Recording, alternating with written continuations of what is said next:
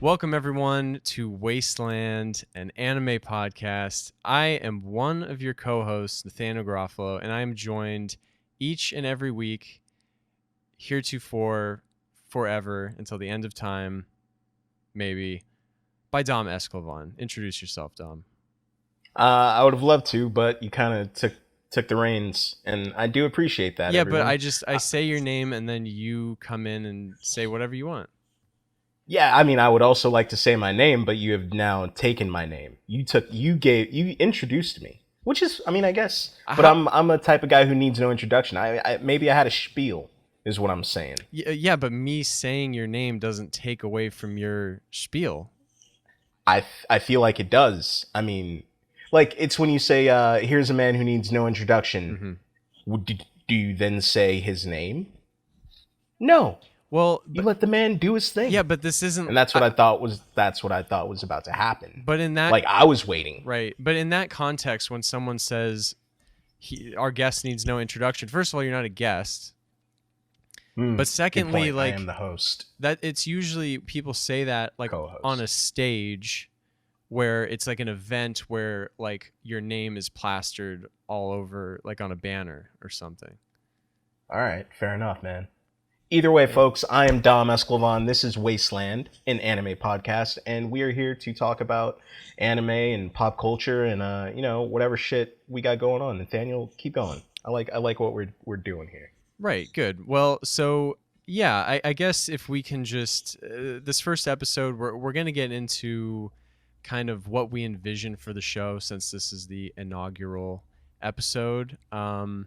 So first, I guess just You mentioned that you're a man who needs no introduction, right? I think I maybe require a little bit of an introduction. Okay. So you and I, how would you describe us? I mean, we're acquaintances, more than acquaintances. If you're asking me, I would personally describe us as the best of friends. Lifelong. In the afterlife, we're going to be hanging out. Okay. Hopefully someday when this whole world is dead and gone, we're going to be two androids chilling in a crater somewhere, sipping on, blood of some sort, oil. I don't know what cyborgs will drink in the future, but that's where we're going to be. We're besties for life. Right. I mean, this is something that I think speaks to the level our friendship is on. I feel like we've been on this same page for a while where, we can be downers sometimes, about things that are going on. I feel like generally we both commiserate over, our life, everything, but general kind of stuff that people our age sort of feel like, oh, does our life have any real direction? Things like that, Yeah.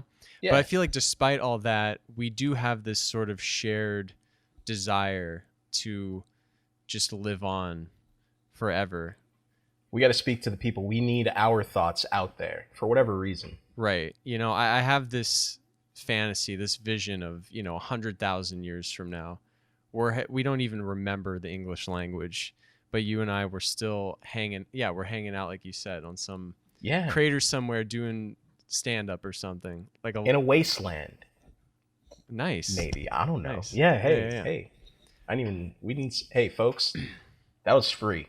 All right? You didn't have to pay for that. Right. We haven't started Patreon or anything. That was free. You're welcome.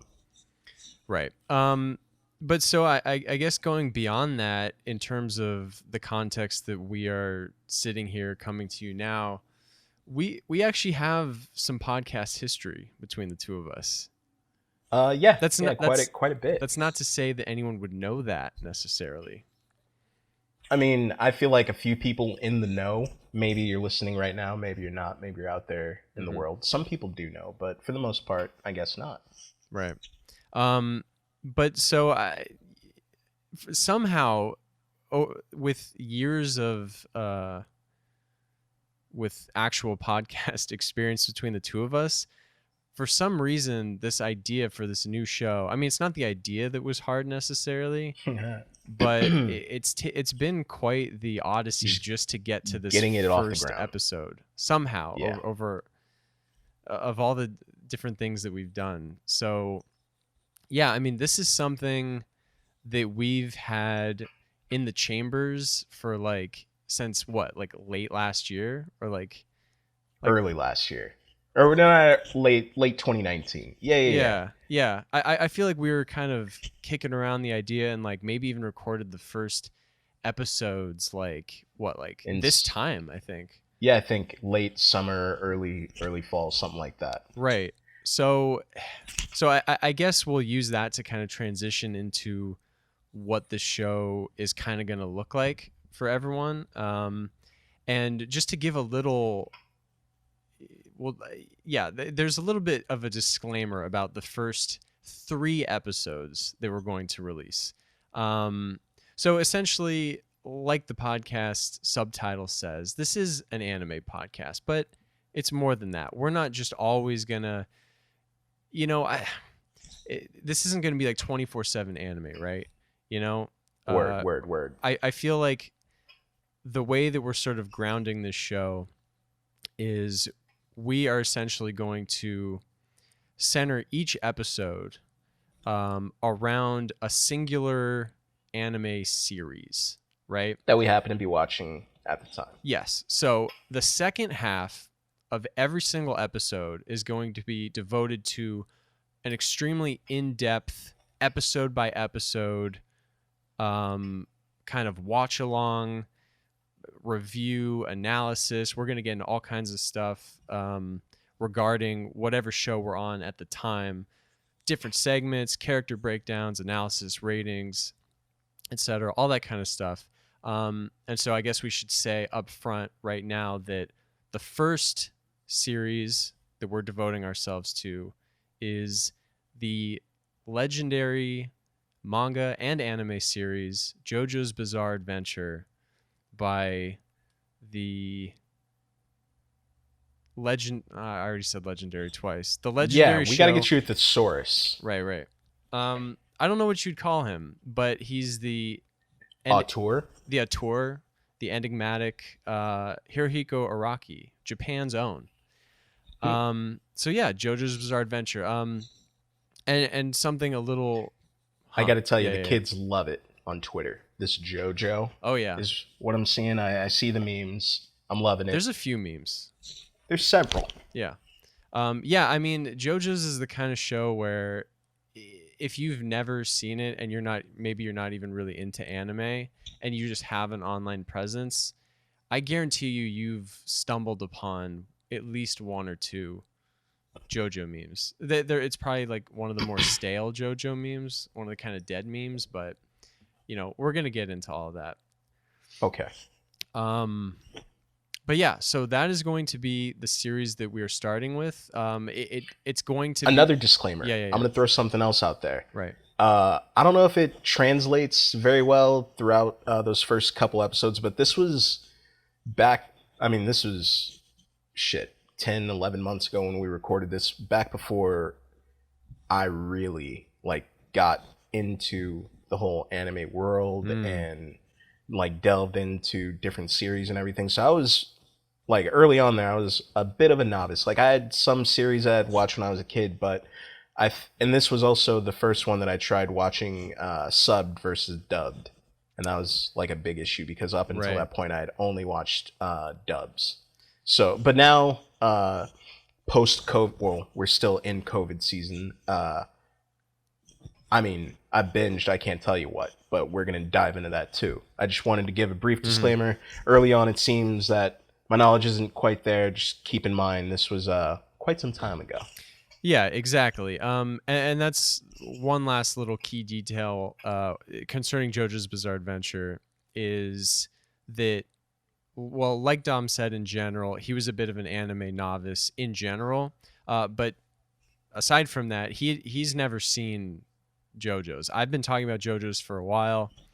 True. So I've seen and read all of JoJo's up until issue 100 of JoJolian. So for anyone out there who JoJolian? Yeah, JoJolian is part 8 of JoJo's Bizarre Adventure, and that's the currently running. And this is another thing. Like when we were initially recording, the whole thing was like I wasn't watching ahead and yada yada yada. Are we still doing that? Like, am I still beholden to not like venturing? Because I know this is probably something we should talk about off air, but I don't know. What are we gonna do?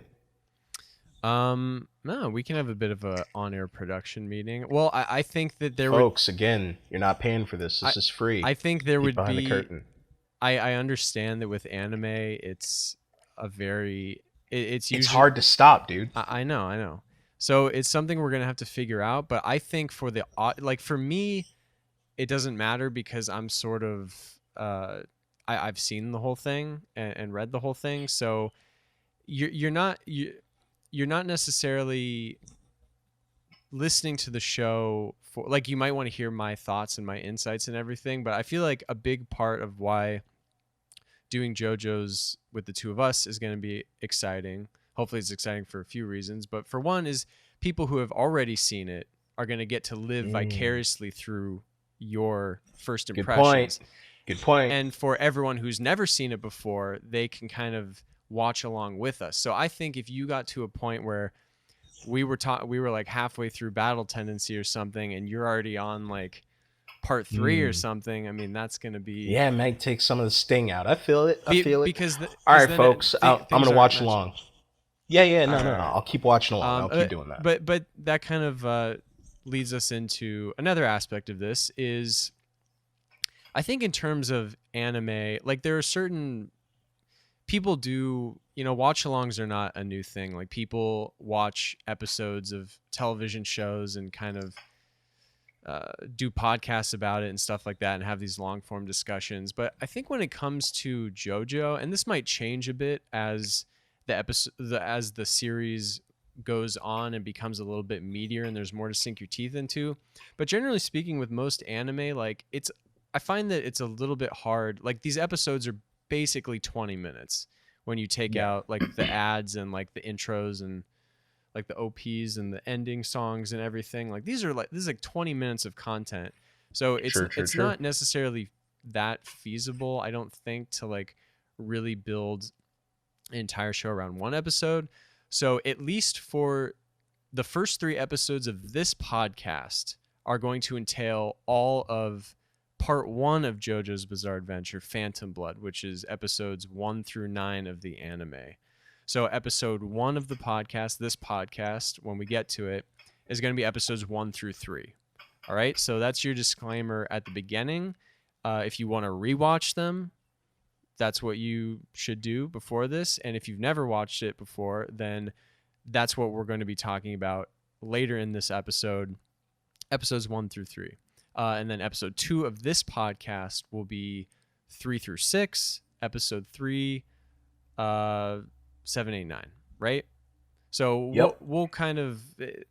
So basically what I'm saying is probably every episode of this podcast will probably be covering at least 2 or 3 episodes of JoJo's Bizarre Adventure.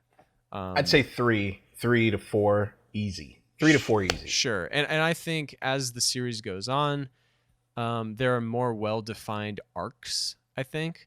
So that can be that'll probably be another thing that we kind of base how many episodes we lump together. If there's like a 3-episode arc, that'll be 1 episode of the podcast, and so on and so forth.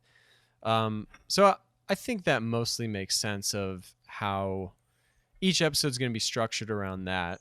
And that's going to be in the second half of every episode. And the first half is going to be a little more, we're going to kind of figure it out as we go along, but the first half of every episode is going to be a little more open to subjects and topics either concerning anime or not concerning anime. Just so we're clear about that. In the future, that could be like something like... We are going to get political, folks. Exactly. Is basically political podcast than anime discussions. We're pushing our QAnon agenda on everyone. Right. And we'll find a fun little link between the two that'll be what grounds every episode. But seriously, yeah, the first half of we're probably gonna get into like what we're watching, whether it be anime or otherwise. Probably have reading recommendations. Yeah, it'll probably be more casual, less focused discussions on certain anime shows or other shows. Listener feedback. Yeah, exactly. So basically, if you want to think about every episode in 2 parts, the first part being more casual, mostly anime focused, but it could also not be. Second half is going to be the main series watch along, basically. Do you have anything to add to that? No, I'm just very excited. I want to urge all of our listeners to get in contact with us and share your thoughts online through social media. We're gonna have, we hope, a large following, and we want to interact with everyone. So don't be shy.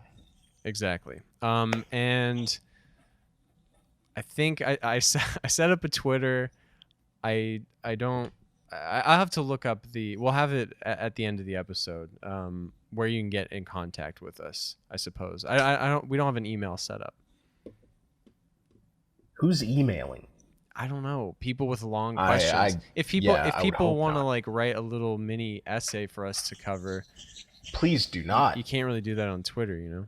Yeah, that's the point. We don't. So here's the thing: we're not going to give out an email, because as soon as we do, we're going to get like pages and pages of people's like dissertations on why Goku is better than Vegeta and yada yada yada. I don't need that. We don't need that. We're going to keep it short and sweet. Twitter, maybe an Instagram.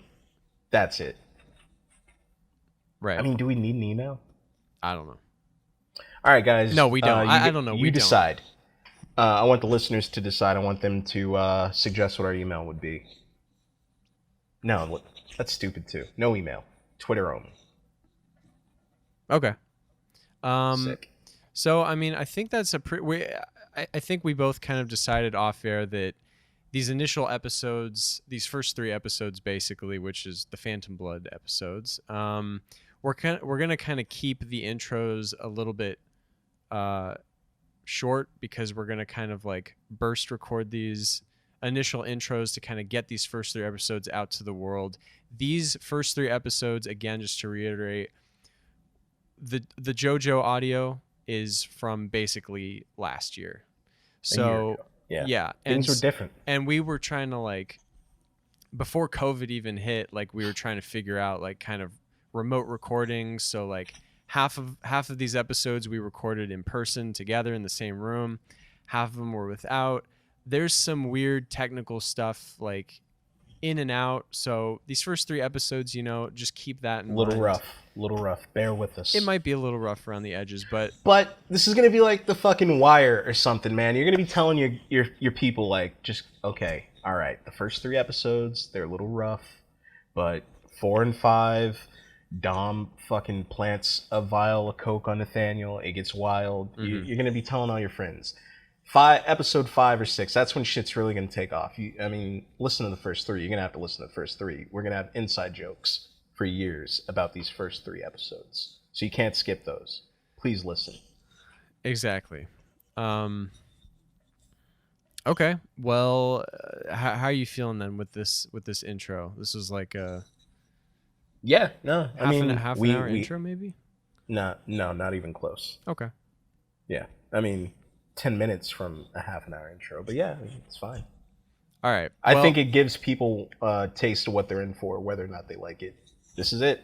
Exactly. Okay. So, and for anyone who doesn't know what or how to watch JoJo, we will just say, I guess we'll just give your viewing options to you. You got it JoJo's on Hulu. Streaming options. Right. So basically, most people have Netflix or Hulu. I believe it's the same for both in terms of how much is available. Damn. What? Your privilege is showing. Most people have Netflix or Hulu. You don't think most people have Netflix? I feel like most people have a way to get to it. I don't think most people just have it, Nathaniel. I don't even pay for Netflix. Just so you know. Okay, but you still have it. That's what I mean. I technically, wink, wink, nudge, nudge. What I'm saying is, you know, let's not say things like that. Let's not let our privilege show. It's 2020. Okay. I guess if I could just die on this hill really quickly. If you're listening to this show, this podcast, you have some sort of smartphone and a subscription to Spotify or something else. So you're telling me people aren't playing this from like street corners, blaring it out of windows? That's usually how I envision people listening. Okay, to maybe podcasts. if you're listening to this blaring through some like boombox from someone on a corner, find your local diner. I'm sure they're streaming JoJo. You can watch it through the window as it's raining outside, and you'll get the gist of it. So you know, that's what I would like say. that cliche of people, all like townspeople huddled around like a window. No, just a window full of televisions. Yeah, and that's how they're getting their news. Yeah, it's like breaking news. Someone walks by and like everyone huddles by. That's how I envision people listening to this podcast. Exactly. So, yeah. And that's how I want everyone to watch JoJo too. We're gonna, dude, we should have maybe some watch-alongs later on, like where we actually, our listeners can drop in and hang out with us while we watch.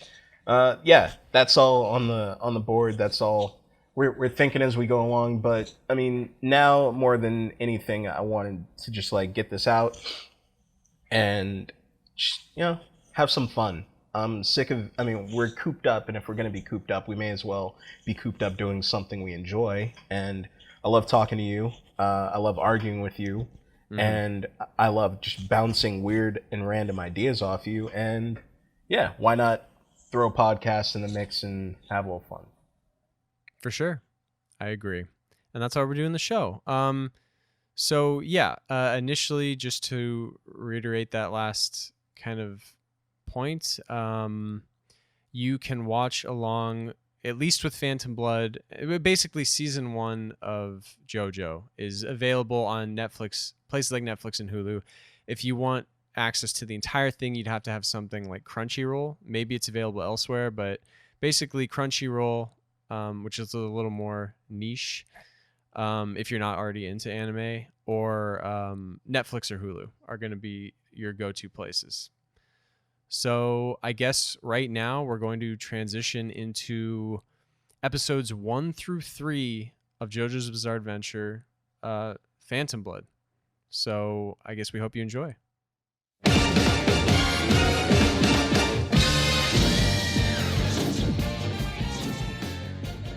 This is just a quote that the author Hirohiko Araki wrote. That's a mouthful. Mm-hmm. Well, that's how names work over there. Oh, over here, creators are named Mark Schwann. Is that the One Tree Hill guy? Yeah. Hirohiko Araki seems like just a kind gem of a man. Really? I don't think he's ever done anything wrong. People seem to just adore him, but and a very youthful looking man. Really? Yeah, people.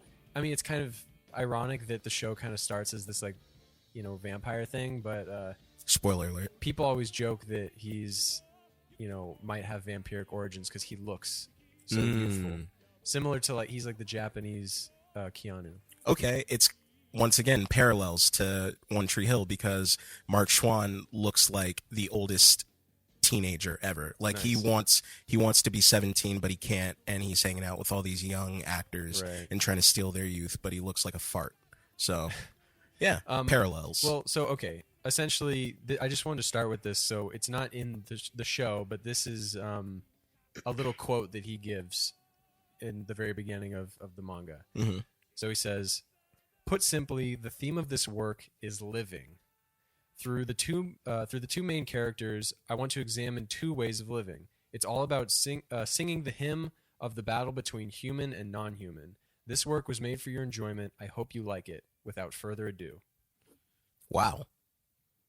So that's what he had to say to set off this story of two fates. Okay, I like that. But yeah, so the episode starts 1868 in England. And this is essentially the meeting of these two families, the Joestar family and the Brando family. Yeah, so I had a question off tops when I was watching this. First of all, something to note is that I am watching this with subtitles. First time I've ever done this. Yeah. And it's hard as shit to do when you're taking notes, by the way. So these 23 minutes episodes take like an hour. Anyway, so do we ever find out why the Joestar family crashed? Or was it just like an accident? Yeah, I don't believe so. I don't think it's ever. I thought it was like later. There were other fates at play that brought them together. If we're led to believe that we're going to be following like these two like families, like then what? They just happened to cross paths at that point, or did someone? But if you're saying no, then yeah. I mean, I'm almost positive that there's nothing about it. But yeah, I mean, I already referenced that. I'm reading along with the manga too, just for some extra insights, and there was no other added. Well, there's some things that weren't in there that I'll get to later, but yeah, there's nothing else about how the stagecoach crashed. But essentially, George Joestar and his family, or George Joestar the first, rather, and his wife and young child crash, and this kind of drunk, grizzled. I dubbed him Yuckmouth. Yuckmouth, yeah, he's got gnarly teeth. Dario Brando. What a name! And so the two families are now intertwined forever from this meeting, because George Joestar is he assumes the best of Dario. He's an optimist. Yeah, because Dario's just trying to steal Jack's shit. He really, I mean quick too. He didn't even check for like a pulse. He was like, look, that baby is still crying, that broad is dead, I'm taking everything I got off this dude. Yeah. Like, he was quick with it. I appreciated that. And as he's rummaging through the stuff, he does notice a stone mask. Yeah, Chekhov's mask. That's what I've dubbed it. What yeah. Chekhov's mask. Okay. Because it's coming back. I know it is. Yeah, I do have some insights on more. Well, I'll just save the manga stuff for later. But yeah, does it tie in the mask? Yeah. Like the movie with Jim Carrey? Oh, no. I don't believe the mask is ever referenced in all of JoJo. Wow. Okay. I could be wrong, but they I don't should have cited their source material. I'm just saying. Right. So George Joestar wakes up, assumes that Dario Brando Yuckmouth is saving him. Dario tells George that his wife is dead, but his kid. Oh, and the stagecoach driver, I think, died too. Yeah. His kid is basically the only survivor. And George basically says, "You're in my family's debt forever." Yeah, you're in my good graces now. Your family, mi familia, to use Fast and Furious terms. Yeah. And then so it quickly jumps to 1880, 12 years later. Yeah. Okay. Here's what's with all the time jumps. You just got to get the history down. We're following. So we're introduced right then to the titular JoJo. Okay. Jonathan Joestar, and you don't want to see him as a little baby. Okay, so we don't want to see him as. All right. I'm getting hung up on the 12 years later thing. That's the thing that bothers me. I'm sorry. Please go on. So we're introduced to our hero and his faithful dog. Yeah, Danny. Danny the dog. Woo! Danny, love me some Danny. Yeah. So Danny the dog. So obviously he's from wealth. They live in this giant mansion. And Dio is from. Oh, well, yeah, okay, so we're introduced to Dario's son, Dio Brando. Yeah. So JoJo's from wealth, Dio from poverty. What are your notes looking like? Well, okay, so mine are a little different. After the 12 years later jump where I said I even, in parentheses, I kind of hate that trope, it says the baby is a young boy with a pet dog, cool, on board. So that's when they were doing like the little montage through the mansion showing JoJo growing up when he was like a little toddler type dude. Yeah, so that's when he got Danny. And what I say, the baby is now Yuckmouth had a kid named Dio, and he's a dick, and yeah, still on board. Okay, so JoJo is running around with what's her name, Irina. All I want is to conduct myself as a gentleman. Jonathan Joestar. Irina, yeah. Irina, yeah, putting the pussy on a pedestal. I'm not a fan of that. Is she like the one true girl or whatever? Is she gonna be like the hot shit between those two for life? Don't tell me. don't fuck. I can kind of already tell. You can kind of tell. So she's gonna be the one. I mean, your silence speaks volumes. Don't look at me like that. You can say it. I mean, she's kind of just, you know, she's a whatever character. I mean, nothing really happens with her. I'm not buying it. But either way, like Jonathan or JoJo, he's after her. He's trying to like win her affections, and she's not having it. Yeah, I mean, she's playing coy. I mean, she's a prim and proper 1800s gal. Yeah, that's how the game was played back then. And he was trying to be a gentleman. He was trying to like, you know, show her a good time, and she wasn't having it. Yeah.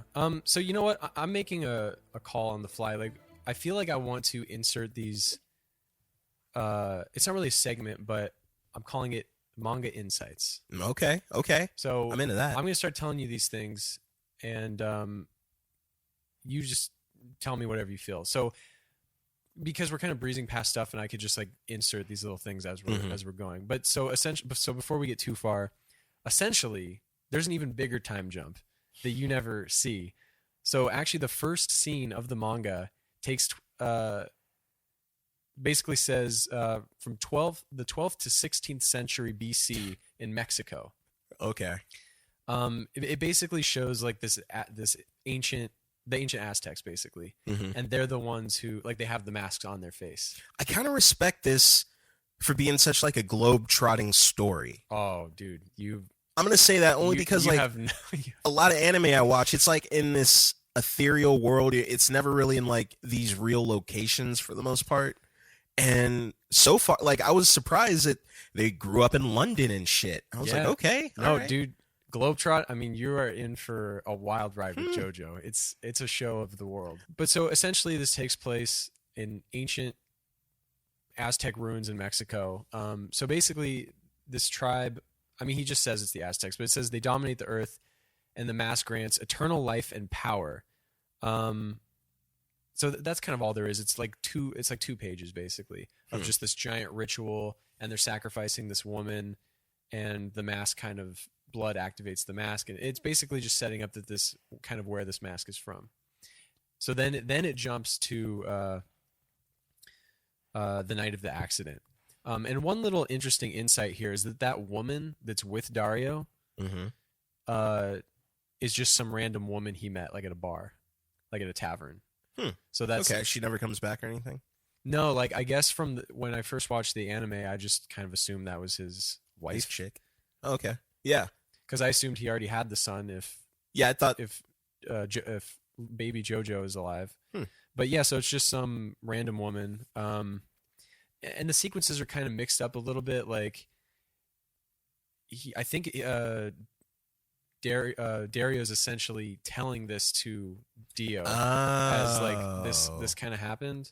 Okay, I'm pretty sure I already forget, but I so think that's maybe what? Like he's telling Dio while he's on his deathbed or something. Yeah, essentially. Okay, gotcha. That kind of with that, I'm a little bit more on board. Don't give me that 12 years later shit. Like Dio could have come in to the fucking cabin where they lived and saw that his father was finally dying, and his dad could have started, Yuckmouth could have started telling him about it. That's better. Right. And so some other things that I'm pretty sure they didn't touch on in the anime version, but after the accident happened, George Joestar basically gave Dario, gave him money to start his own hotel. But then his business failed and his wife died. And okay, so that was just like an interesting. Yeah, that makes sense thing. Because it's like he finds him at that crash site. George Joestar the first tells him I'm in your debt, and then what? Nothing happens until he dies. Okay, so that makes a little bit more sense. Yeah. And we're almost caught up here, so I'll save the rest until we get to it from the show. But just an interesting thing about how basically it just said that George Joestar works in foreign trade. So I don't think it's ever touched on like how he has this fortune. Sex slaves, foreign trade, possible. Yeah, meat market. All right, so what happens next? Basically, it's when Dio pops up, and he is on his way to the Joestar Manor. Is that what it's called? Or like essentially, Joestar Manor. Yeah, so he set out. His father, Dario, finally dies. Yeah, and he sets out on a path to claim what he believes to be his, the Joestar fortune. Who is he? You must be Dio Brando, right? And you're Jonathan, heir to the Joestars. Yes, please call me JoJo. It's a pleasure to meet you. Yeah. Yeah, Dio resents the world and he hates his father, and he wants everything. He wants greatness. He wants his fortune. Yeah. He wants everything that he believes is coming to him for, I don't know why. I guess because his dad sucked. Is that literally his motivation? His father sucks, so he believes that he gets more. I mean, I think that's definitely part of it, but I think Dio is just generally he has a broken mind. I mean, he's got a twisted. That's deep. I like that. I'm not even kidding. He's got a broken mind. That's deep. I mean, I think he's definitely. Yeah, I mean, some of the stuff we see him do, upcoming, like, I mean, he's a troubled youth. Damn. I mean, he kicked the fucking dog. That's the first thing that he kicks the shit out of Danny. That's Danny. He's my dog as well as my steadfast companion. Don't worry, he knows better than to nip at strangers. What was that for? How dare you? Yeah, boots that fucker. But I think it's interesting that it from what he says in the show and even more in the manga, like he has a lot of anger towards his father, specifically because he says that his father drove his mom to madness or to death, I guess. Okay, not to madness, but so he seemed to have cared at least a pretty great deal for his mom. I find that interesting. Definitely. But yeah, I wrote inherently evil ? Driven by hate for his father. So he might be inherently evil. I don't know. Well, I mean, after you barbecue a dog, how do you ever like come back from that? I mean, you don't. So that's it. He is evil then. Yeah, probably. Yeah, I mean, I'm just trying to talk in terms of these first episodes. These first episodes, he's definitely evil. Man. There's more. I mean, in the first 2 episodes, but one quick thing before we get to that. One quick thing that I wrote is that if you really think about it, well, in terms of what we see on the page from the beginning, Dio reminds me of Chris Brown. Yeah, yeah, I'm throwing that out there. But Dario Brando is essentially responsible for the events of all of JoJo. Because had he not stopped and tried to, steal from, pretty much. Papa I mean, Joestar. because I think, I mean, the events of JoJo really happen when Dio and JoJo meet. These two fates meet, but without Dario intervening back then, right? That would have never happened. And I'm pretty sure, thinking about it, the events of the entire show would, well, that's not entirely true, but for most of the show, I think. Well, actually, no, that is true. I think it checks out. Okay, but whatever. You guys can't see it, but there's a bunch of numbers and letters swirling around Nathaniel's head right now. Yeah. He's doing the calculations. So, all right, my notes are all jumbled. Well, I mean, we're basically at the point. Well, I said where Dio reminded me of Chris Brown. It's because he beat the shit out of Arena. You and JoJo, you make such a smart-looking couple. Really, I should have guessed as much. Try as I might to ruin his life, young Master Jonathan has been oddly happy as of late.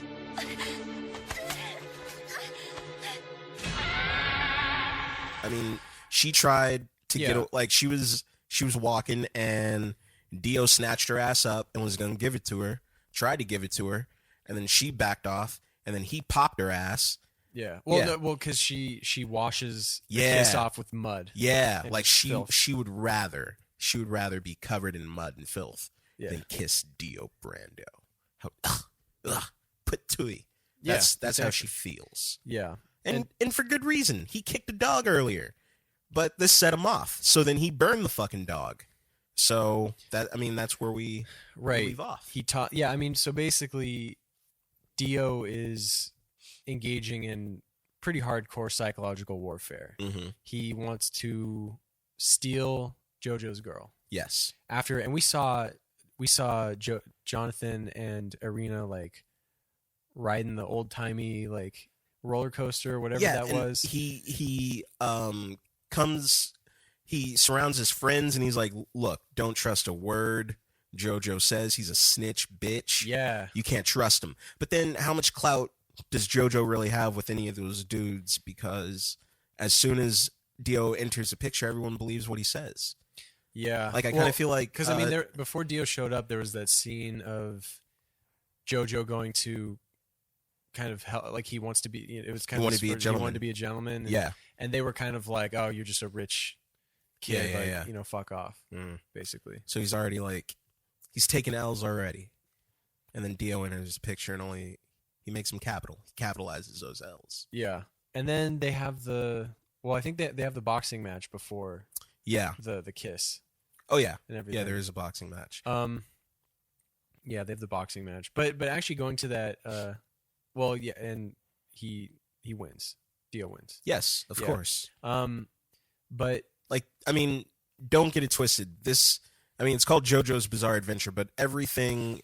There's nothing that JoJo does in this episode that works for him in his favor, except Irina's into him for whatever reason. He's got that going for him. She would rather hop on his stuff. He's a gentleman. Yeah. The thing with Jonathan is, and I don't want to get too much into it now since there's, but he has a heart of gold, and he's very set on what he thinks is right, and he's a good boy. He's a good fellow. Okay. A good lad. Okay, we'll see. But really quick, this will be kind of like a popping up kind of like segment when it's relevant. But I think the first biggest meme to come out of the first big meme, I think, that people still use today, it's crazy, but essentially when Dio, right after he kisses her, Irina, and he says something like this was your first kiss, like you for the rest of your life you'll have to know that it was I, Dio, who did it, and that kind of like gif of him saying it was me, Dio. Like, I think I've seen that. Yeah, Kono Dioda is like the Japanese way to say it, but yeah, it's pretty great. I did enjoy that, like him just way over the top. Yeah, declaring that it was in fact him. Yeah, that did it. I might start doing that in my day-to-day life. I do love. Of course, in anime, there's always the over expressions for everything, but the soliloquies in this show where they just they freeze frame and the character, you hear their inner monologue, and it's just so over the top and extra that I love it. It kills me. Yeah. It's good shit. Yeah, it's great. I can't wait to see more.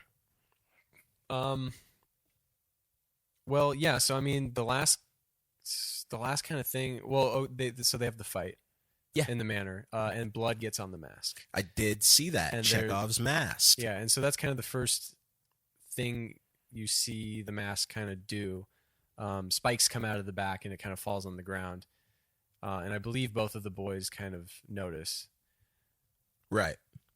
And then Dio throws Danny in the furnace. That seems strange. Wonder what's in there. Oh, well. Probably something May threw out.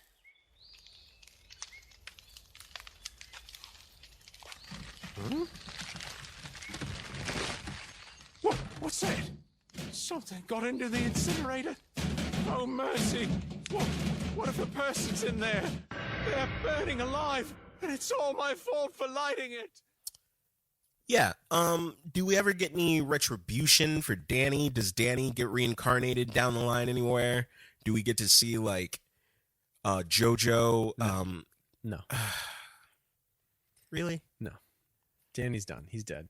But speaking of Danny, that's actually an interesting thing from the manga. There was actually a whole scene with George Joestar and Dio where George is basically explaining JoJo's history with Danny. What?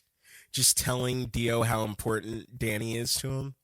Yeah. Jesus fucking Christ. So, because basically, like JoJo's out playing in the field with Danny, and Dio's like, "What's with him and that dog?" And George is like, "Well, they're really close companions, like they're friends even." And Dio's like, "Friends with a dog? Like, how could you be friends with a dog?" And George is like, "Oh, well, it's an interesting story." And basically, he says that they somehow I forget exactly what he said, but they got the dog when he was really young, and JoJo basically hated Danny, and God, I already forget what happened, but basically they had this like rough start, and they both kind of hated each other, and then JoJo was like playing in the river or something and started drowning, and Danny came in and saved him. Nice. Even though they hated each other, and they've been bonded ever since. And then JoJo was like, "I respect you, Danny." Oh, and that. God damn it! You're telling me Danny never comes back, you piece of shit? Fuck. It's the stakes have to be real. You can't just bring Danny back. But now knowing Danny's backstory, man, justice for Danny. That's real. That's a hashtag. Yeah, I think David Productions might have just took out that scene just to save the pain. But actually, an even deeper knife. The wound goes even deeper. In the manga, the same kind of scene happens where the groundskeeper notices that there's something in the furnace. He's like, "Oh, what is that?" And he walks over and opens it up, and Danny's burning corpse like flies out. Shut up. Like he's still alive. And there's this whole insane drawing of just Danny engulfed in flames. All right, I'm gonna need you to send that to me ASAP. Yeah, it was pretty wild. I was kind of shocked. Fuck. Justice for Danny. Yeah. So yeah, that's Dio's first. Can that be a T-shirt? Justice for Danny. Yeah, we got merch, guys. Yeah, it's actually funny because like when I first got through JoJo and I caught up and everything, this was actually recently, maybe a month ago or something. But some people I follow on Twitter or whatever and on YouTube were like, "Oh, we're finally starting JoJo," and they were kind of tweeting their reactions, and they're like, "Oh, Danny, it's so sad." And I had to look up who Danny was. I just completely forgot. What? I completely forgot. I mean, I remember that happened. I just didn't remember that the dog's name was Danny. You got worse things coming to you than Danny dying. I don't believe you for that. I mean, that's not justice for Danny. I'm riding with Danny forever. Oh yeah, for sure. Yeah. So that's essentially the end of episode 1, Dio the Invader. Okay. Unless I'm forgetting something. Oh, well, I mean, the seeds of doubt are now in. Well, I mean, they were already kind of in JoJo. I mean, how is he got the seeds of doubt? His dog has been burned alive now. Yeah. Now he's starting to really wonder, is this Dio Brando on my side or not?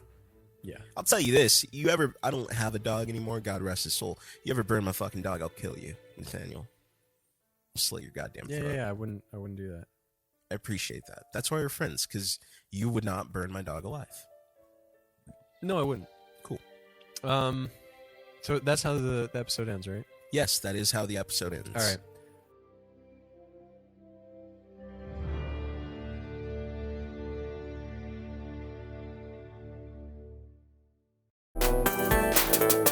Episode 2 of JoJo's Bizarre Adventure. A letter from the past. Yeah, so of course, this is a show I'm familiar with. This is your first time. So we'll start with you.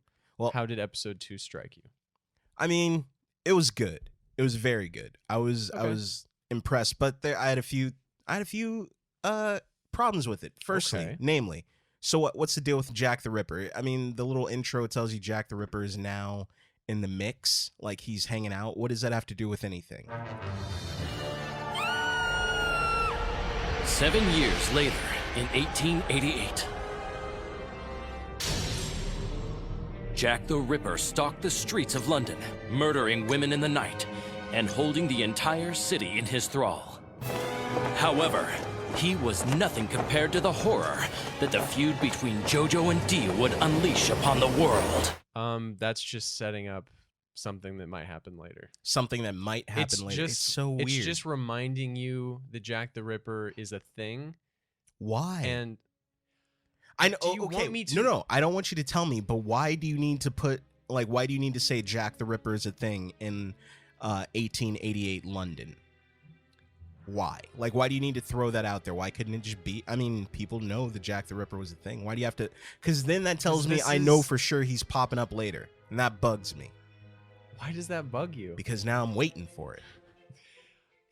I mean, you have to keep in mind that Phantom Blood was written in the 80s. You're telling... This is 80s, this is way over the top Japanese manga storytelling in the 80s. Let's say episode 1 of One Tree Hill. It said special guest star O.J. Simpson.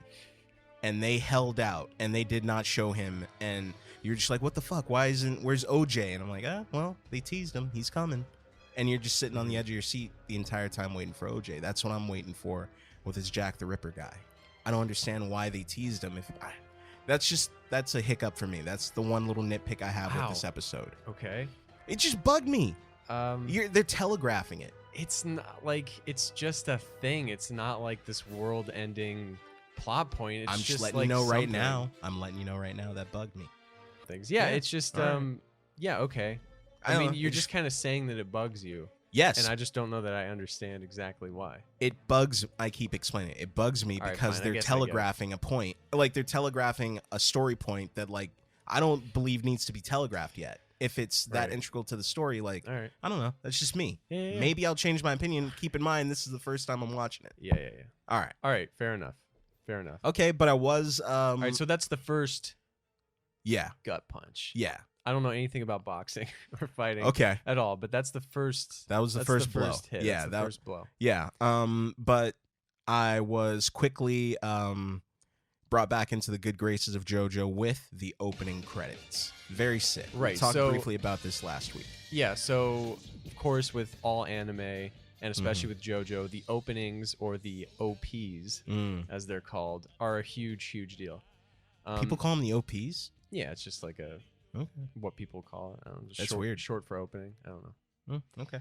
But yeah. So and the endings too. I do want to get your thoughts on. Well, the ending. It's the ending song sounded like a different song, and I can't remember what it was, but it sounded like a soul or funk song from the 70s or 80s. I gotta play it back, and I'll figure it out. I'll tell you what it is. I mean, what do you mean? You'll tell me what it is? What the song is?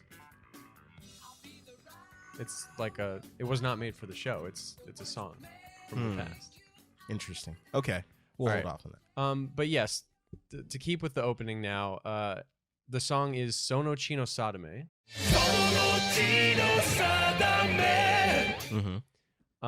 And I just have the lyrics here. Oh yeah, no, I have the subtitles on, so I was reading along. But for our listeners at home, if you guys haven't watched the episode, this is for you. Sono Chino Sadame essentially translates to something like a fate determined by blood, something along those lines.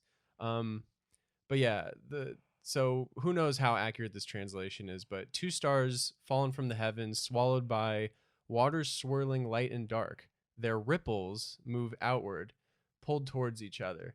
The sun will guide the man who walks the path of honor, and for the man who follows his ambition, a sacrifice awaits. With pounding heart and burning will, with thundering fists and overwhelming bravery, he steps forward, free of doubt, a fate determined by his blood. It's deep shit. So that's what we're dealing with here. Yeah. That's just starting off the show. This is episode 2. Yeah. But the opening itself, just one quick thing, a cool thing. The very beginning, before the song kind of starts, the little ba-dum-ba-dum-bum-bum, but that first part, you see all these manga panels, and it's panels from 1 through 6. So if you pause and look, you'll see these individual panels spanning Interesting. There's a part 7 and 8, but I think this was kind of before those. I'll have to go back and look at that. Yeah. So yeah, if you want little spoilers for wait, no, I don't want any spoilers. There's nothing to spoil. You just see kind of the JoJo characters. Okay. Throughout. But yeah, so the animation too, it kind of just this is kind of a thing with all anime openings, is like they kind of tell you the story, what's going to happen, and if you really pay attention, you kind of get a little bit spoiled maybe of like characters, or like that's always I don't think this does that necessarily. I can't remember, but like a lot of openings, like there'll just be like some random person, you're like, who the fuck is that? And it's gonna be like some massive character later that you just haven't met yet. That's happened, or well, that's kind of what happened with the season 4 opening of My Hero Academia. I mean, the manga's been out for a while, so everyone like, and there's spoilers out on the internet, but they definitely have people that haven't appeared yet in the show popping up in the first episode opening credits for season 4. Yeah, at a certain point with like anime adaptations, it's with the OPs and stuff like that, it's probably just more for the manga readers to be like, oh yes, this is my first glimpse of this person, but in motion. But yeah, it's got the animation with the openings is kind of weird, just because it's like this 3D kind of like art style. And I remember watching, I told you this off air, but there's quite there's quite a few videos on YouTube that are like JoJo OP reactions of people who've never seen the show.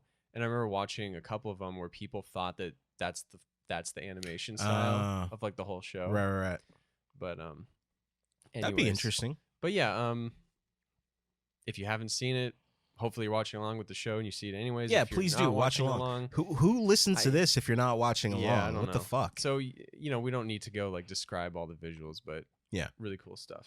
All right, yeah. So the story picks up 7 years later. JoJo and Dio are now what are their ages here? Are they seniors in high school or seniors in college?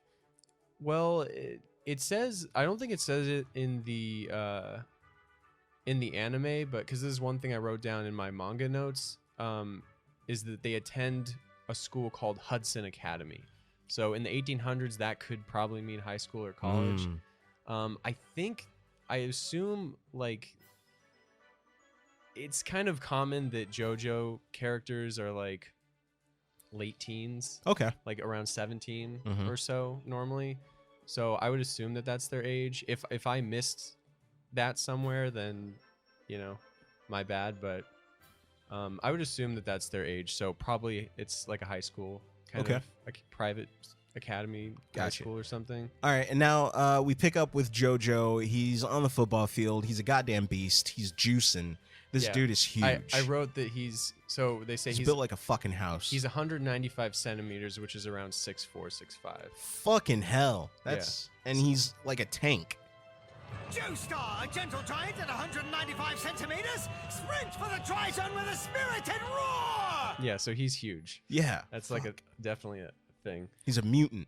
Yeah. So yeah, they are, it kind of starts out in the first few, minutes, they're kind of, they're on the same team. Dio and JoJo. Yeah. And JoJo, he's being tackled by like 8 or 9 dudes. No one can take him down. He's finally succumbing to the weight of all these men, and he tosses a pass to none other than Dio Brando. Yeah, there's this sick freeze frame of him catching it. But yeah, so you get this false comfort that they're bros now. I didn't believe it for a goddamn minute. I know. I don't think any. There's no way. Not after killing your dog. So pretty quickly after the match ends and they win, they have these little internal kind of soliloquies, monologues where JoJo is basically expressing his doubt. He's like, "We're working together now, but I'll never, I can't shake." Yeah, not after Danny. After Danny, thank God. And like all these years, I don't know what you're kind of planning. And same with Dio. He's like, I'm fool. Like, yeah, I let my anger get the best of me, and I'm just gonna like play it safe. Until the time is. He's right. playing the long game here, man. It's been 7 years. He murdered the dog day 1. Yeah. And like. Well, I think he shot his load too quickly. Yeah, he murdered a dog day 1, and he's like, "All right, I gotta chill for like 7 years. I gotta ease up and just." And I guess how long does it say in the manga? Because Sir Joestar, he falls ill, and that's the thing is Dio and JoJo, they run home to tell their father that they just won the big game, but Sir Joestar, he's fallen ill. Does it say how long he's been sick in the manga or anything? Like how long Dio? I didn't see. I mean, in my notes, I didn't write anything down about like. I don't think it says specifically how long. Mm-hmm. But yeah, I mean, pretty quickly, it's clear that Dio is probably somewhat responsible. And then, so the titular letter from the past is this letter. I can't remember if. I mean, correct me if like something else happens kind of before this, but JoJo finds. He goes to the library or the study or whatever, and he's searching for a book, and he knocks open the book falls, and then the letter falls out with it. Yeah, basically, this letter saying that it was. Wait, who wrote the letter? I'm already Dario Brando? Yeah. But basically, JoJo deduces that this is the exact same thing that happened to Dario Brando, right? Dio's real father, and that he's doing this to steal the fortune to George Joestar. Yeah. Now. And he gets the idea to go. God, how did he think to like? How did he know where to go in London? He might have spoken to the butler, I think. That part I glossed over. I might have been looking down at my notes at the time, but I was wondering, did the manga ever address the 7-year gap?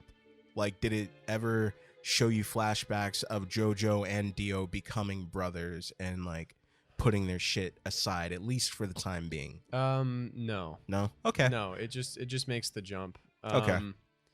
But yeah, so Jonathan gets the idea to go to London to get some Asian medicine. To get some medicine to figure out the source of the poison, right?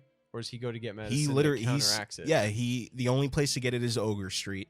Yeah. And that's the only place you can get your Asian medicine. And that's what he was intending to do, is to find a cure. Yeah, so Jonathan, pretty early in the episode, heads off to Ogre Street, which we quickly find out is like the toughest the hardest street. Yeah. In 1880s London. Like a cat was eating a puppy. That's a lot of dog murder in this show. 2 dogs, 2 episodes. But so, yeah, Jonathan shows up. The cab driver's like, you can't go. Yeah, this is Ogre Street, motherfucker. You will not walk out alive, even though he's built like Superman. Yeah, and of course, JoJo is very determined. To help his father, so it doesn't really matter what he's going to face on Ogre Street. But pretty quickly, 3 grunts appear. Yes. One man with luscious blonde locks. Yeah. With a little like bowler cap with blades on it. Mm-hmm. Some guy named Tattoo and some other unnamed person. But they basically fight. And JoJo beats the All right, so I'm sad to say that our recording equipment failed, or rather, I failed. No, I don't know who exactly failed, but the last 15 minutes of our conversation for episode 2 of JoJo's Bizarre Adventure got cut. It got axed. It was a will of God. It might have been Dio. Maybe that audio was just too hot. You know, it's possible. Yeah, America just wasn't ready yet.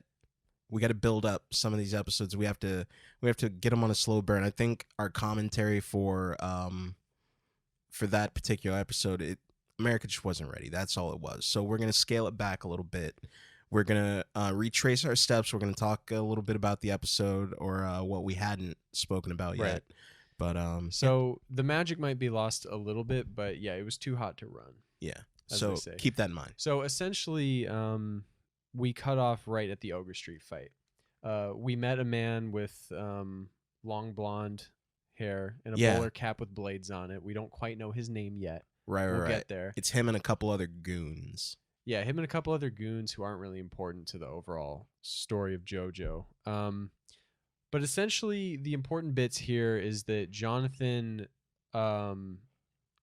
he beats the shit out of everyone, but I had a question for you. Right. Because it seems to me that JoJo, his main thing is that he just gets his ass beat. and like he just gets beat to almost near death, but it doesn't faze him whatsoever. Do we ever see anything about that, like why he is able to like just shake off these blades almost cutting through his arm, or why it just doesn't matter to him? I wish I could say that we did get more of that. I don't know that we technically do. I can't really remember, but I mean, essentially, I think a lot of that. Well, for one, you're just gonna have to deal with a lot of characters just getting like straight up almost murdered in gruesome ways and just like shaking it off. All right. But as far as Jonathan goes, I think it's just his straight up determination. I see that. I see that in his eyes. When he's got his goal in mind, he's mentally able to overcome those obstacles. And that kind of harkens back to the lyrics of the theme song, right? Right. Okay. All right. Yeah.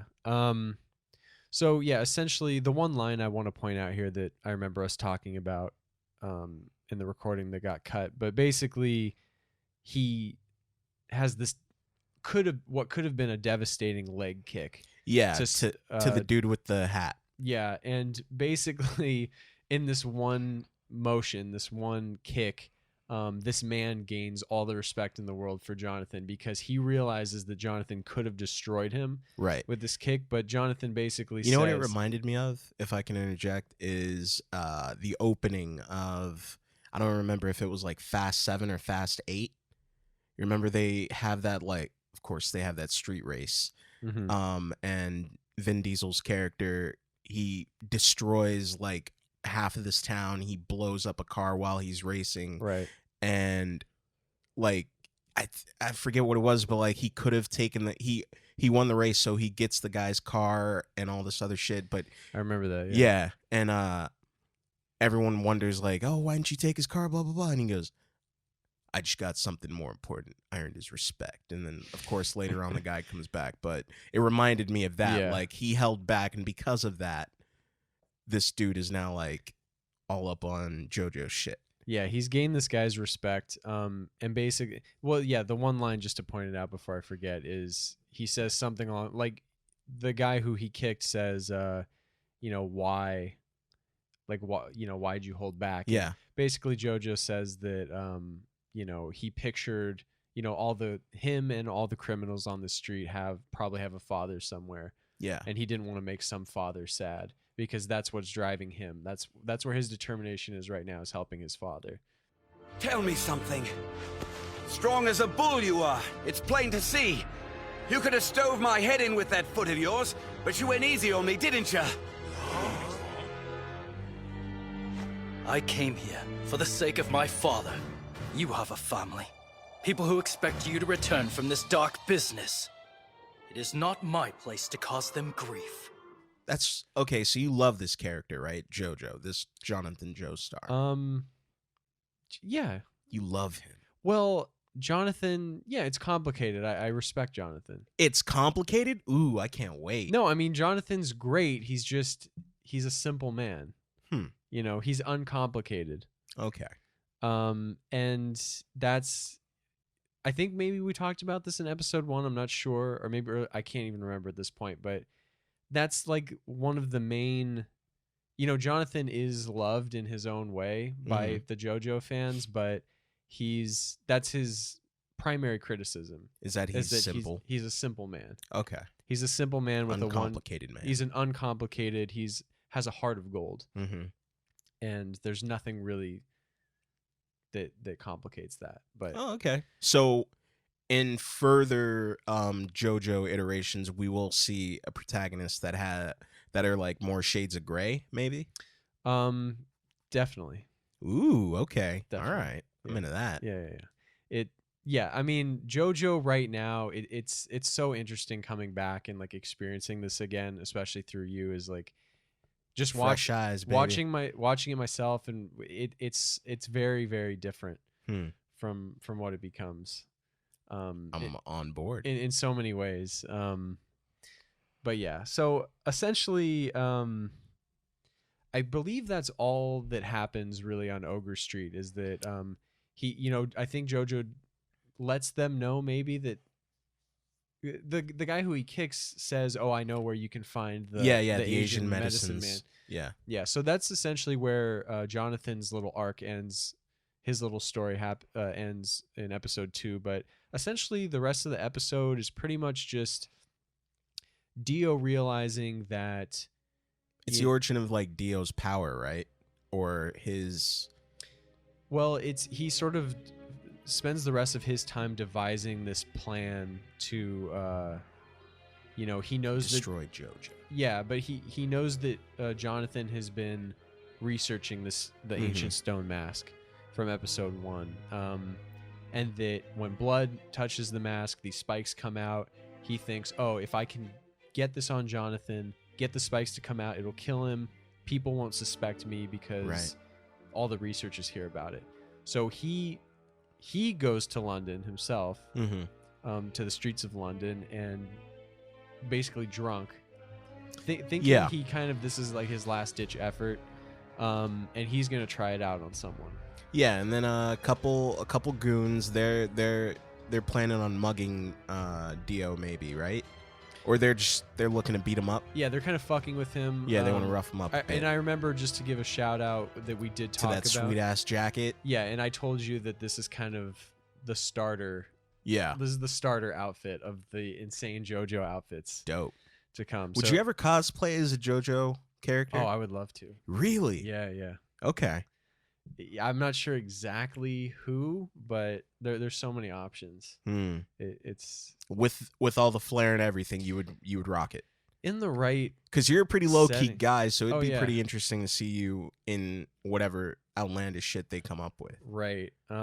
There's definitely some characters that I think I might be able to pull off. This is one.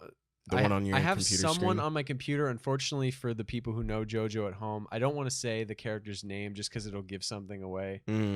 Okay. To Dom, and I want this character to remain a mystery because it's a very far, far, far away character. Damn. How far? Is it a spoiler to tell me how far? Or is it? I could tell you what part they're from. If you want. How soon would we get to it? I mean, I'm just curious now.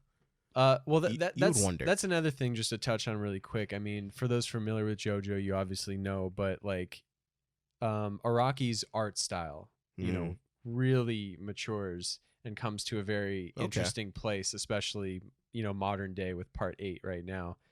But it really kind of, every part, it kind of shifts a little more. So like when you look at Phantom Blood art, I mean, you can see, definitely. It's very different. It's a very different aesthetic. So this character's from. Do you want me to tell? No. Right. Of course not. Yeah. I ask, but I don't. Right. Sorry, it's a big mystery for you people at home, but it's a beloved character. But anyways, so yeah, I mean, essentially, we don't have to spend too much more time on it. I mean, these Londoners, kind of these like bums or whoever, these lowlifes, sort of come up on Dio, and they want the smoke. Yeah, and Dio, I forget exactly what happened at this point, but Dio smashes one of them in the mouth with the bottle, which causes him to. I think it causes him to bleed, and Dio throws the mask on the other guy, and he gets the blood from the first bum. The one that he made bleed. You know what I mean? Right. I think that's what happened. Yeah. Keep in mind, it's been days since I've seen this episode. Yeah, I mean, we really fucked this. Well, something fucked this one up. But, yeah, essentially, all that's really important is that Dio gets the mask on one of the bums, or one of the guys. It activates. Dio thinks he dies. He's like, okay, cool. It works. Yeah, it kills people. It kills people. But essentially, this person rises from the dead. They look like a raisin, basically. They're kind of like zombie looking. They attack Dio. I remember we talked about just the like mechanics of the fingers going into the skin. Yeah, it's really a gross. That was pretty cool. Yeah, so and different. Like, so, it's a spoiler to ask, but I kind of want to know, do we see these vampires like bite at all, or is it all fingers under the skin? Because I like the fingers under the skin, to be honest. The fingers under skin it's a big part of it.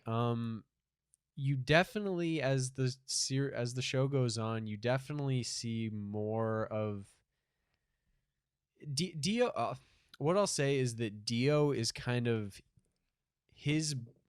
how the mask affects him and how he affects other people is kind of its own thing. Mm-hmm. The origins of the mask and kind of whoever's behind the origins, whatever supernatural stuff is behind that, is kind of a different brand of the same thing. Okay. So if that, I don't want to say too much more about it, but Dio, it's much more of a kind of, this is as classic vampire as it kind of gets. Okay. And you definitely see like the teeth. Yeah. That we'll talk about later, but in upcoming episodes. But it's a lot of it is the fingers through the skin and everything. It's pretty dope. I like that take on it. Yeah. But essentially, to wrap it up, Dio's about to get fucked up. But the sun rises. Yeah. And evaporates. That's a classic vampire thing. It is pretty classic, pretty dumb on that dude's part. He knows he's getting life force from Dio, and he's essentially sucking Dio's blood. He sees a sunrise. I would just dip off into some shade for a minute, like grab Dio and scamper off. I think he was just consumed by the ecstasy of the power of the blood. The power. Yeah, probably.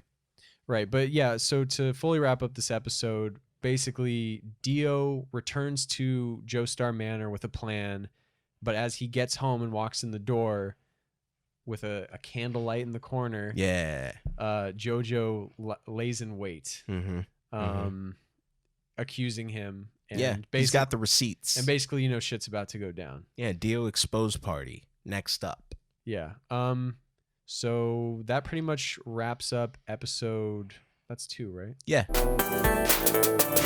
JoJo's Bizarre Adventure, Part 1, Phantom Blood, Episode 3, Youth with Dio. Okay, I mean... I'm going to do every episode. Jesus fucking Christ. No, it's Episode 3 from the very beginning of JoJo's Bizarre Adventure. Just Youth with Dio. Look it up. So wait, I saw 2 different titles. It's either Youth with Dio or Time with Dio. What gives? It's kind Nathaniel? It's weird. It's just the Crunchyroll, and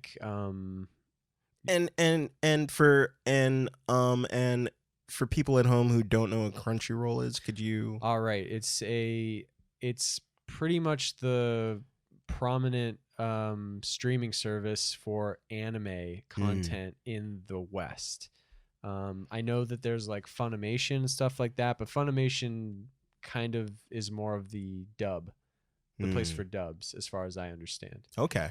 Crunchyroll, I don't think there's any dubs on Crunchyroll.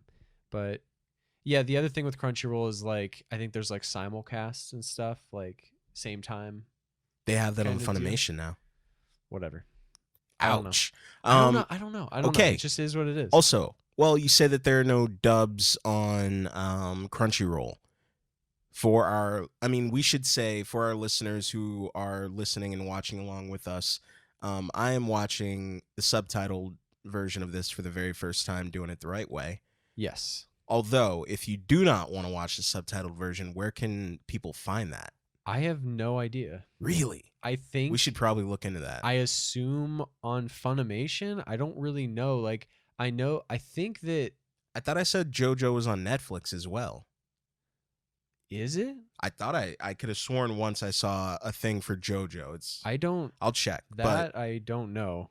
But right, so I think that title difference, there's going to be, and you'll definitely see this as JoJo goes on, but there are some major, part of it is licensing issues. There's a lot of character. You can't get the rights to the word time. No, not that. I'm just talking about in general with JoJo. There's part of the meme about it is that there's so many name changes. So it's not necessarily translation stuff, although there is some translation stuff, I assume. But there's a lot of copyright, weird licensing stuff with a lot of names. But yeah, I noticed that too. Like, it'll be Youth with Dio. Like, the Crunchyroll says that's the name of it, and then when you actually watch it on the screen, it's like a slightly different name. That kind of happens with the manga too, like, because I'm reading along with the manga as we do this, and I should have written it down, but I think the next kind of arc is like a completely different name from episode 4 of JoJo. Episode 4 is called Overdrive, but the manga is like Birth of Dio or something. Like, it's something completely different. Okay. But okay, so we are starting off JoJo episode 3. And it is totally on Netflix, by the way. Really? So, how many seasons? It just says season 1, but I mean, it's Netflix. They could have like combined a couple seasons or shortened a season. I haven't looked into it. It says 26 episodes. How many episodes? That sounds like season 1. Okay, there you go. So, people at home, if you guys haven't already, you can check it out on Netflix. Yeah. Yeah, and I don't know if that's sub or dub, but of course I would recommend. I'd imagine it's like both. Maybe. Yeah, Netflix is pretty good about that. But all right, so this episode starts off with essentially exactly where episode 2 finished, with Dio and JoJo confronting each other. Well, Jonathan essentially confronting Dio in the mansion at night. Yeah. And basically from the get-go, we got to get this out of the way. The man with the bowler hat, shout out, who we met in the last episode. They actually don't say his name in that episode, which is weird because I believe they say it in the manga. But his name is Robert E.O. Speedwagon. Please allow me to make amends. Dio. Look alive, Master Joestar. He's trying to lure you in like as not. Right about now, you're probably wondering who I am. Allow me to elucidate ya. The name is Robert E.O. Speedwagon. I had a hunch Jonathan's run of trouble might not be done, so I followed him back home. I like you, Jonathan, so I'm gonna offer up this little tidbit pro bono. Living in the gutter, you learn to spot lowlights pretty quick if you want to see tomorrow. I've trained my nose to sort out the bad ones from the good just from a sniff.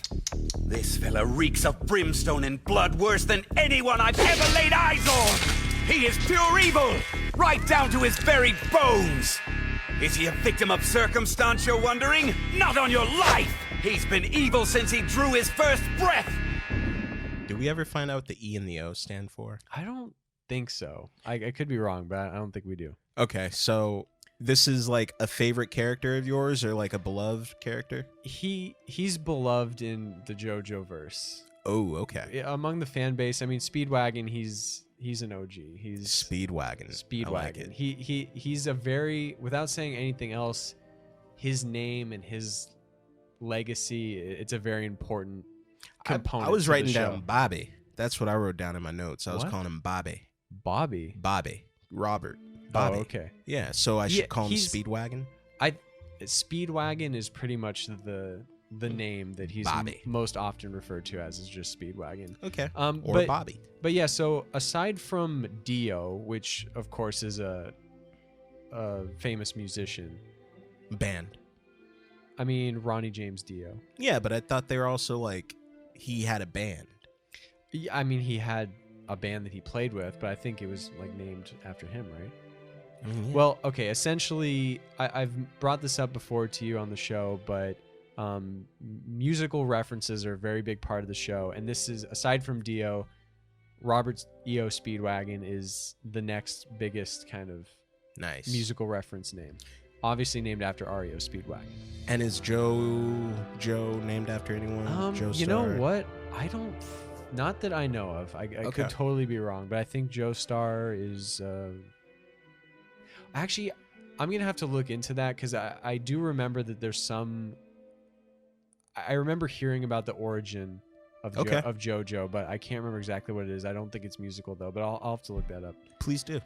But essentially, they confront each other, And Dio starts to play right off the bat. Dio starts to play his mind games to sympathy card. He's like, how could I? I mean, because he says, you know what, you're right, but let me turn myself in. Yeah. And you can see that Jonathan's like, oh shit, maybe I should. You already see this is Jonathan's flaw, but to save the day, Speedwagon bursts out of the shadows. He followed Jonathan home. Not only did he follow him home, but he also hid in the shadows with his own match and lighter. Yeah, and he basically match and fire. Yeah. And he basically comes out and he's like, "Look, I was scum. Mm-hmm. I was the lowest of the low. I know scum when I see it. This man, I wrote it down. He said that Dio was born evil from birth, and he says this was not his upbringing. Dio is evil from birth. Those are harsh words. That's a bold statement for a man you just met. You just met him." But Speedwagon, he's a ride or die. He's fully on team Joestar. I love that. Yeah, he's just like, I'm all in. Fuck yeah, I'm down with that. He went from street lowlife to just. Well, because I mean, if a man who we have discussed is as big as a goddamn house, could have beat your fucking if The Rock. I mean, this is essentially what JoJo looks like. Is The Rock. Yeah, I mean, if you think about it, if you got like almost fucked up by a massive man who had a heart of gold and was like, come with me, be my friend, like I'd be like, okay. Yeah. Shit, yeah. Yeah. I'll do whatever you need. Not like that, but like, we're bros now and I got your back 100%. Definitely. So yeah, Speedwagon's in the mix now. Very important character.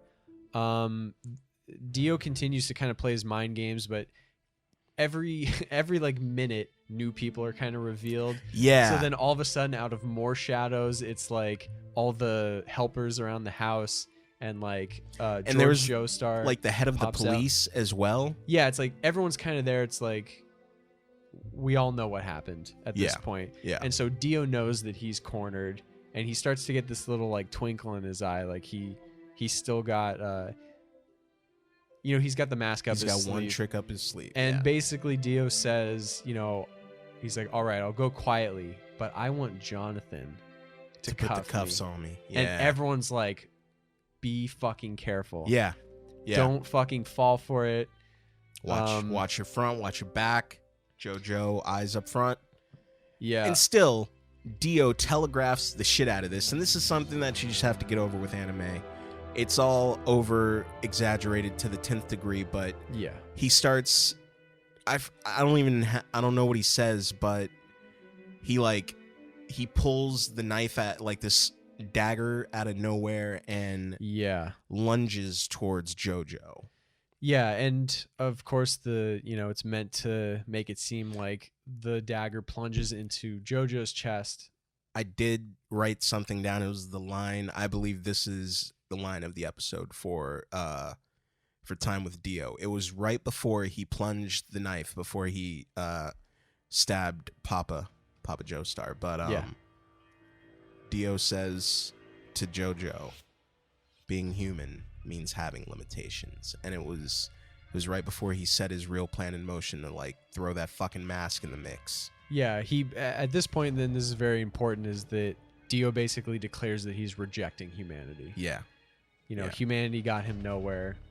He's rejecting it. So he's done with humanity. He's on some new hype now. Yeah. He's on that vampire shit. But yeah, basically he plunges it into Papa Joestar, Big Daddy Joestar. And he dies in R.I.P. Yeah, R.I.P. He dies in JoJo's arms.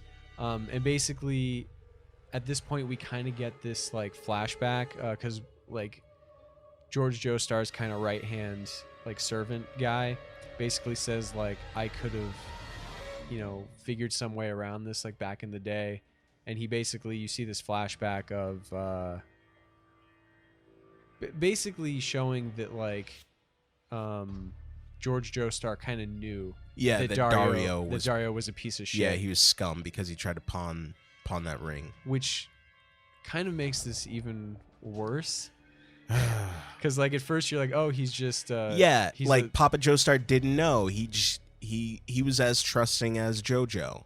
But no, he knew, and he still gave him a fucking chance. Yeah, and so the butler kind of like feels responsible for this. Meanwhile, George Joestar's dying in his son's arms, and he basically says, you know, this little speech saying like, I treated you hard because you were my own son, but I think Dio like resented that. Right. But then he says, you know, and this was his line, a very sweet line, says, it's not so bad to die in the arms of your son. Broke my goddamn heart. Yeah, so George Joestar dies with, you know, it's not the worst way to go. It's for him. For him, sure, but for oh no, yeah, for JoJo, it's this horrifying is for oh JoJo. god, yeah, that whole moment broke my goddamn heart. And it speaks even more to the heart of Jonathan, just in the sense that after going through that, he has a moment of, you know, sadness, but after that he's like, you know, for the rest of the episode to play out, he like, turns it on. He's like, I gotta fucking kill Dio now. Yeah, so basically at this point, so we should say that Dio's super cornered at this point. He throws the mask on his face. Yeah. They blast him away, but it's too late. The blood gets on the mask. George Joestar's blood gets on the mask. They shoot Dio out of the window. He's dead. That's when this kind of dying in the arms happens, is when Dio is... Yeah, he's blasted out of a window. He's blasted out of a window. They think he's gone, but after the death is over, they kind of look out the window and realize that It's classic, like Michael Myers fashion, where the body should be there and it's not. That type of shit. Yeah, and basically Dio's like upside down above the window. His hand comes down. That was sick. And just slices through the butler's like head. And this is, I mean, takes the top of his head off too. He didn't scalp him or anything. Yeah.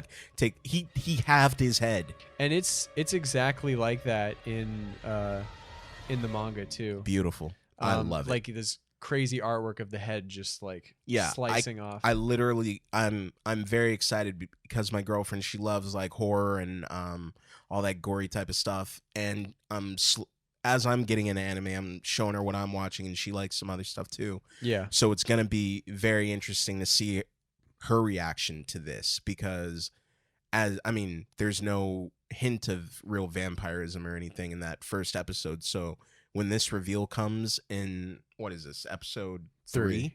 Yeah, with Dio doing, I can't wait. So yeah. All right, keep going. Yeah, it's great. And so this has got to be my line of the episode. It's not so much a line as it is a sound, but this is like a huge meme with Dio, is that he does this thing in his vampire form where it's like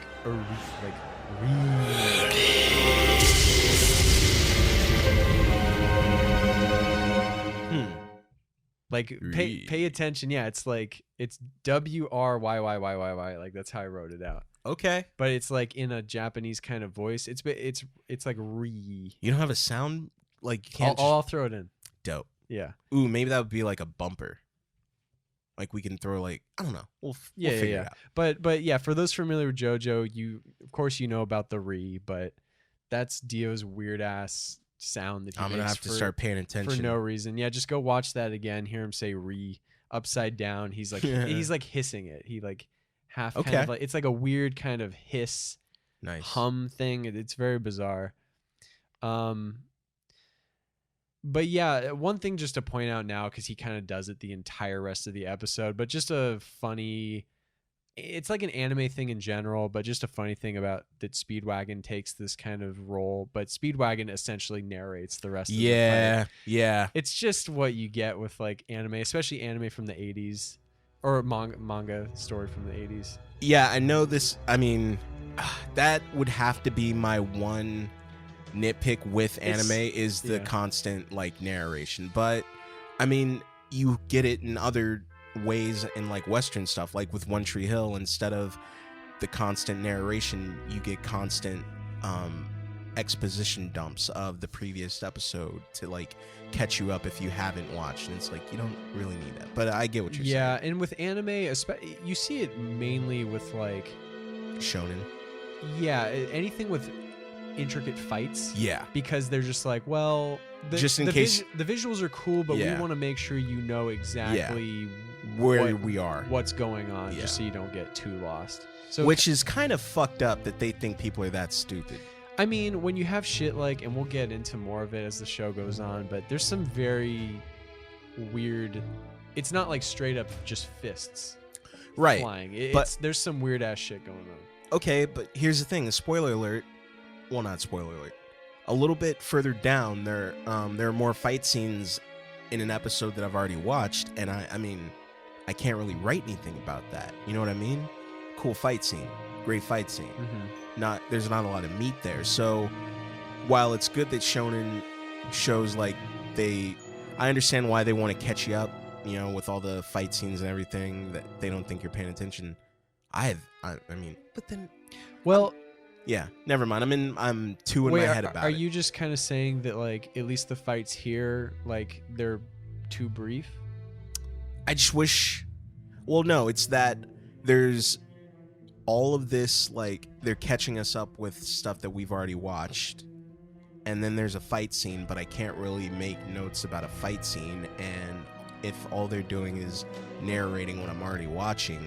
Right. Yeah. I mean, I think that definitely gets solved at a point. I think that's just kind of the early joke. Like this is like the first, you know, I mean, later on, I mean, pretty much like there are arcs dedicated to just single fights.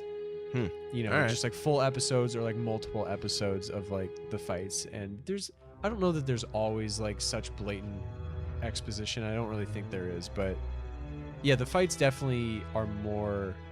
There's more to the fights here are pretty simple compared to some of the stuff that happens later on. Okay. For very, you know, but so essentially the next big thing that happens is Jonathan and everyone kind of disappears and Dio's kind of like doing that villain thing where he's kind of like talking out loud, saying how they're fucked. Yeah. Walking through the house, he's just got this new power. Wrecking shit. Yeah, and basically he goes on this whole little spiel about saying, you know, whatever scheme you got going on is not going to work out for you, because you know I'm going to fuck you up. And this is a interesting little weird change that I don't know why they made, but it's a weird change from the anime and the manga. Essentially, he like rips open a curtain and Speedwagon and Jonathan are like behind this curtain with like flames. Okay. Yeah. And basically, Dio's saying you got some scheme going on. It's not going to work. He sees the smoke. And in the anime, JoJo says it's not a scheme, it's courage. And then he like thrusts this flaming thing at Dio. But in the manga, it's the same exact line, but he says bravery instead. Politics, man. So it's essentially the same thing. It's just a weird change that I don't know why. Courage, bravery. I don't know. Just a weird thing. But so Dio's on fire. Speedwagon starts narrating that, you know, his skin is regenerating. Yeah. As it's breaking down. So that's something that we know now that Dio can do. So it says that. I mean, I think at one point Dio says that the mask unlocks the brain's true potential. Do we like learn any more about that, like down the line, like what exactly the mask is doing? There is, and I'll look it up again before next episode, but next episode in the manga, there, I believe, is more dialogue about the mask. Okay. It's kind of the mask juxtaposed with this other dialogue about this other thing that we learned in episode 4. So I'll open that back up just so we have it for next time. But I think there's a little bit more, okay, cool. A little bit more there. And the mask does, in general, get explored a little bit further. Dope. Further down. But my next note was just... essentially at this point, Speedwagon gets like tossed out. Like he kind of gets out, right? Yeah. And he's sort of out he's narrating out in a field now. But essentially the whole place is up in flames. Yeah, Jonathan is the only one still in the house, and it's him and Dio versus each other in a flaming mansion. Yeah, and I'm not gonna I can't remember all the specific choreography, but a very iconic and visual moment is when Dio starts walking up the walls. Yeah, and that's a little bit from the opening that credits, is in the I opening, saw that and I was like, okay, cool. Yeah, a lot of the imagery in the opening is from that fight. Yeah. At one point, I mean, in one of my notes, it just says, hey, this is after the mansion is up in flames. I think there's a bunch of flashbacks because I think I saw a little bit of Danny, that suddenly JoJo remembers all the bullshit Dio put him through. Yeah. And decided to boss the fuck up, and he starts knocking Dio around the mansion. Yeah, and yeah, my timeline's a little fuzzy here, but essentially at one point they're falling together. Dude, how long were they falling, and where? Dude, what was that? I can't wait. There's a moment later in season 1 that is that fall, but times like 50. Fuck. Someone's falling for literally like 20 minutes. It's hilarious. It made me. I hate to bring it up again, but Fast 6 when they were on the airplane runway, it was exactly that. Yeah, no, there's literally that. We'll bring it up again when that happens, but there's the longest fall in the world later in season 1. And they're in an enclosed space, or it's literally, it's not like you're falling down a cliff. Like, this is like just a house. Yeah, a big they're house. in a mansion. Yeah, but so essentially they're falling forever. Jonathan is saying that he's already lost everything except his life. They must have been in the silo wing or something. They just must have been in the tiles. Yeah. But Jonathan doesn't have anything left to lose. So he doesn't care if he loses his house. It's as long as he stops Dio. But essentially Dio kind of kicks him down, but Jonathan happens to find the like spear piece that speared him that he was using earlier. He whacks it in the wall. He jumps up. It's still not enough. So Indiana Jones, he whips his belt out and whips it around Dio's leg. He rips Dio down, and then essentially the two of them are falling, and I think this is when Speedwagon, or at one point Speedwagon says something like, the more you beat him, the more powerful he becomes. Well, I remember that Dio realizes that. Maybe that's so essentially Jonathan kind of throws him down, and there is the goddess of love statue, which is the guardian of House Joestar. And Jonathan says, like, you know, this statue's looking out for me, something like that. I can't exactly remember, but he makes some statement about the goddess of love statue, and Dio's impaled on it. And I think at this point, that's when Dio says this. He says, I forgot that the more you beat Jonathan down, the stronger he becomes. Okay, that's what it was. And so Dio kind of evaporates. He kind of engulfs in flames, and Jonathan assumes. Yeah, and Jonathan kind of busts out. Speedwagon is overjoyed. Yeah, he's hyped that his new bud got saved. But that's essentially how it ends. It was just but it's. Fight. We should say that JoJo, he assumes that Dio is gone. Right. But and this, and I assume you saw it, but this is something I do want to bring up just in a rule going forward, because there's a stinger at the very end. What? You didn't see it? No. All right, so dude, no, the ending credits start and I'm like, okay, and then I stop it. I don't go any further. Really? Yeah, I swear to God. All right. Do you want to watch it and then? I mean, I've already seen episode 4. All right, whatever. I'll just say, but this is for anyone else watching along with us, and for you too. I should have said this at the beginning. Yeah, man. Just good. You're not always going to be rewarded, but good practice is to just watch until the very, very end of every single episode. Did you know for My Hero, I didn't know that there was like things after the credits until like a few months ago. I do it with every anime. I had no idea until the very end. I had no idea. Yeah.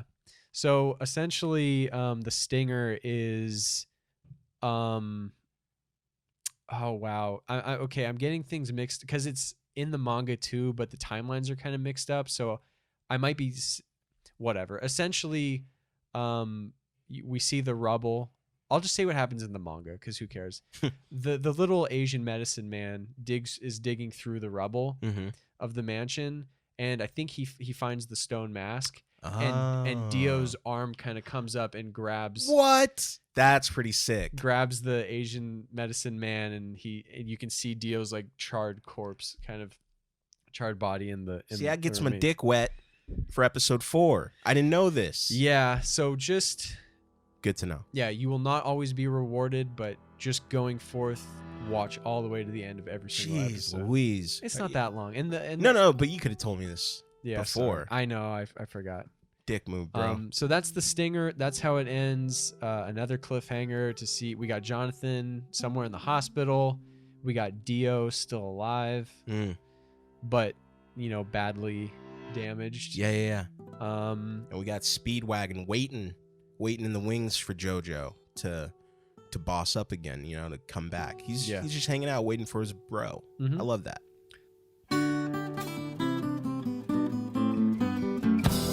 Next time on Wasteland. I'm not feeling as connected to these characters as I should yet, but it feels like so much time has passed for them and they have all these strong bonds and I'm not there yet. You know what I mean? Right.